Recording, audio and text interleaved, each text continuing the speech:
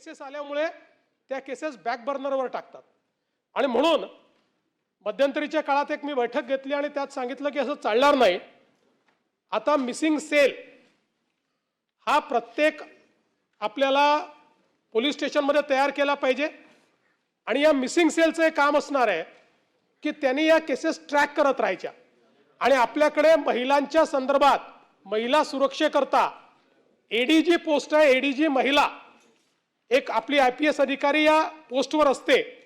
त्यांना आपण एक काम दिलेलं आहे की त्यांनी हे सगळे जे आता आपण नव्याने मिसिंग सेल जो तयार केलाय ज्याच्यामध्ये महिला आपली API लेवलची एक ऑफिसर ही त्या सेलची प्रमुख आहे, त्यांनी हे ट्रॅक करतच राहायचं.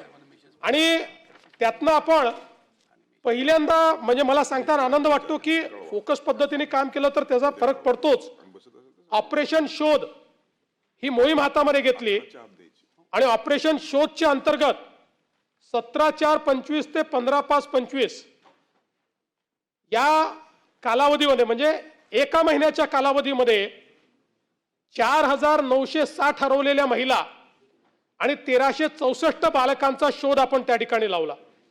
आणि या व्यतिरिक्त त्याच्यामध्ये आपल्याला 106 महिला आणि 703 बालक असे सापडले की जे कुठल्याच रेकॉर्डवर नव्हते, ते मिसिंग होते, पण त्यांच्या मिसिंगची कंप्लेंट देखील झालेली नव्हती. त्यामुळे हा एक चांगला उपक्रम आता पोलिसांनी चालू केलेला आहे. हा मी सुरूच ठेवणार आहोत.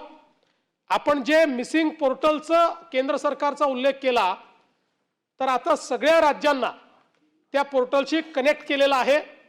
त्या पोर्टलवर सगळ्या राज्यांना आपली माहिती द्यायची आहे आणि त्या माहितीचं संकलन हे जो आपला वार्षिक रिपोर्ट येतो त्या रिपोर्टमध्ये देखील त्या ठिकाणी यायचं आहे. त्यामुळे त्या दृष्टीने आपण केलेलं आहे.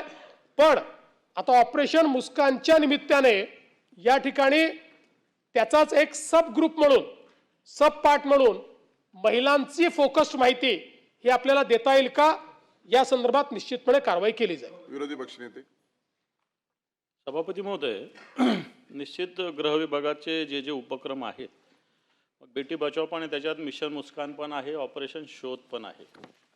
माझा मुद्दा असा आहे की ह्या ऑपरेशन मुस्कान ज्या मोहिमा आहेत ह्या सरकारचा उद्देश, अधिकाऱ्यांचा उद्देश, मुख्यमंत्र्यांचा उद्देश हा जरी याच्यातला अतिशय ऑपरेशन मुस्कानवर सभागृहात चर्चा आहे. बेपत्ता महिला आणि बालकांच्या शोधासंदर्भात सभागृहात चर्चा होतीये.